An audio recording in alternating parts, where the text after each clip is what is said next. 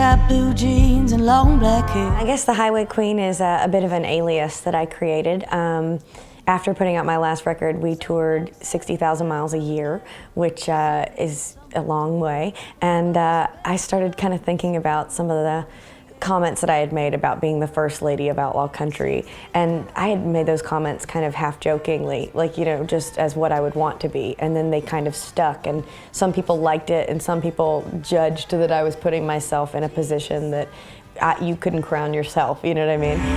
60,000 miles of black top, countless broken hearts between. I think the sound has grown in the sense that I was, you know, a bona fide rookie when I made my first record, and I relied completely on the producers that I chose and the musicians I chose to make all of the decisions. And this record, that changed drastically. I got to make a lot of the decisions in the studio, you know, sonically and, you know, melodically, and I see myself more fully on this record than anyone could have done for me on the previous two.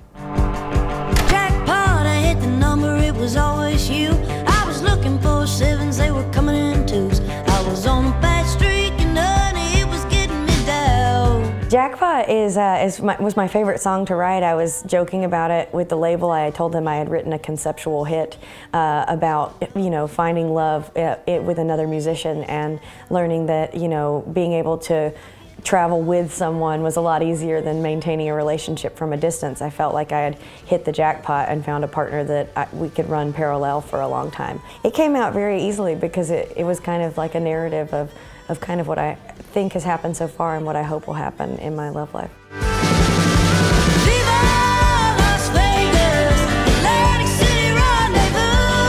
When I first started playing country music, Stagecoach was something that was maybe out of reach for Americana or alternative country artists at all. And so being asked to play the first time, you know, an early slot on their stage, you know, 2 years ago, I thought that was, you know, pretty interesting, but still saw how pop country kind of reigned supreme over, you know, the listeners that were there. In the past couple years, you've seen people come forward in the indie country scene and kind of make a name for themselves, and so I was excited that Stagecoach wanted to help sponsor my first headlining tour for this record and create an environment where they were trying to shine a light on us and give us that opportunity.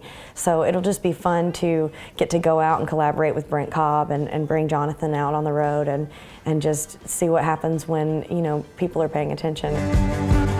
It's been a long, long time since we placed our bets. Crazy as it is, we ain't quit winning yet. True love don't come till you lay it all down on the line. Looking at the numbers and seeing how many people I'm going to see come to my shows in those 40 shows prior to Stagecoach, I just think it's kind of like you know, like carrying the torch all the way to Stagecoach and just seeing how far we can broaden our reach. And I hope that when I show up to Stagecoach, I've got, you know, some money in my pocket, all the records are gone, and you know, we're stumbling onto an even bigger fan base there.